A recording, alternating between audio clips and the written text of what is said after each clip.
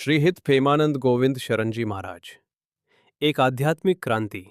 वृंदावन की पावन भूमि पर स्थित श्री राधा केली कुंज से जब महाराज जी के वचन निकलते हैं तो वे केवल शब्द नहीं होते, बल्कि वे उन भटके हुए हृदयों के लिए औषधि होते हैं जो आधुनिकता और मानसिक तनाव के बोझ तले दबे हुए हैं।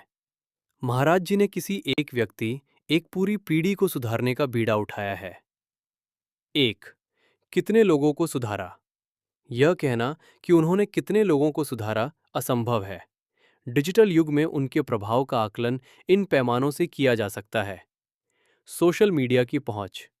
उनके वीडियो प्रति माह करोड़ों बार देखे जाते हैं। लाखों युवा जो नशे, अवसाद और अनैतिक कार्यों में संलिप्त थे, वे आज उनके सत्संग के कारण सात्विक जीवन जी रहे हैं। प्रत्यक्ष दर्शन। प्रतिदिन हजारों लोग वृंदावन की गलियों में उनके दर्शन के लिए घंटों इंतजार करते हैं। इनमें से अधिकांश वे लोग हैं जिन्होंने महाराज जी की बातों को सुनकर अपने जीवन की दिशा बदल ली है। वैश्विक प्रभाव। केवल भारत ही नहीं, बल्कि विदेशों में रहने वाले भारतीय और विदेशी नागरिक भी उनके सत्संग के माध्यम से भारतीय संस्कृति और भक्ति मार्ग से जुड़ रहे हैं। किन क्षेत्रों में लाए सुधार? महाराज जी के उपदेशों ने मुख्य रूप से निम्नलिखित 5 क्षेत्रों में भारी सुधार किया है। क. युवाओं का चरित्र निर्माण और व्यसन मुक्ति। आज का युवा वर्ग सोशल मीडिया और पाश्चात्य संस्कृति के प्रभाव में आकर नशे और कामुकता के जाल में फंसा हुआ है। महाराज जी ने बहुत ही सरल भाषा में ब्रह्मचर्य और नाम जप की शक्ति समझाई। हजारों युवाओं ने उनके कहने पर सिगरेट, शराब और अन्य मादक पदार्थों का त्याग किया है। उन्होंने युवाओं को मानसिक व्यभिचार से बचने और अपने लक्ष्य के प्रति समर्पित रहने की प्रेरणा दी। ख. बंधों में सुधार। महाराज जी के पास अक्सर ऐसे लोग आते हैं जिनके घर टूटने की कगार पर होते हैं। वे पति पत्नी के धर्म, सास बहू के रिश्तों और माता पिता के प्रति बच्चों के कर्तव्यों पर अटूट जोर देते हैं। उन्होंने सिखाया कि सेवा ही प्रेम का आधार है। उनके वचनों को सुनकर परिवारों में तलाक रुक गए और घर फिर से मंदिर बन गए। डिप्रेशन और आत्महत्या की प्रवृत्तियों पर रोक। आज के समय में असफलता मिलने पर आत्महत्या का विचार आम हो गया है। महाराज जी अपनी बातों से व्यक्ति को ये समझा देते हैं कि ये शरीर और जीवन ठाकुर जी की अमानत है।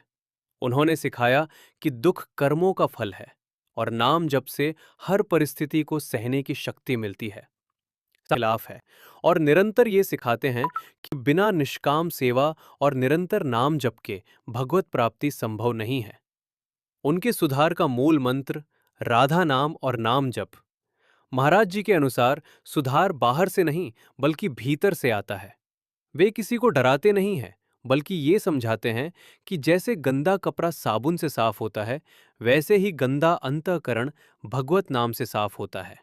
जब व्यक्ति राधा राधा या अपने इष्ट का नाम जप तो उसकी बुद्धि शुद्ध होने लगती है और बुरे कार्य अपने आप छूट जाते हैं। यही उनके सुधार मॉडल की सबसे बड़ी सफलता है। उनके सुधार का मूल मंत्र राधा नाम और नाम जप।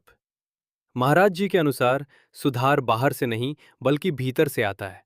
वे किसी को डराते नहीं हैं, बल्कि ये समझाते हैं कि जैसे गंदा कपड़ा साबुन से साफ होता है, वैसे ही गंदा अंतःकरण भगवत नाम से साफ होता है। जब व्यक्ति राधा राधा या अपने इष्ट का नाम जप और बुरे कार्य अपने आप छूट जाते हैं, यही उनके सुधार मॉडल की सबसे बड़ी सफलता है। सुधार की सबसे बड़ी शक्ति महाराज जी का अपना आचरण है। दोनों किडनियां खराब होने के बावजूद, डायलिसिस पर होने के बाद भी वे जिस ऊर्जा और आनंद के साथ घंटों सत्संग करते हैं, वो लोगों को ये सोचने पर मजबूर कर देता है कि यदि ये महापुरुष इतनी पीड़ा में भी इतना आनंदित रह सकता है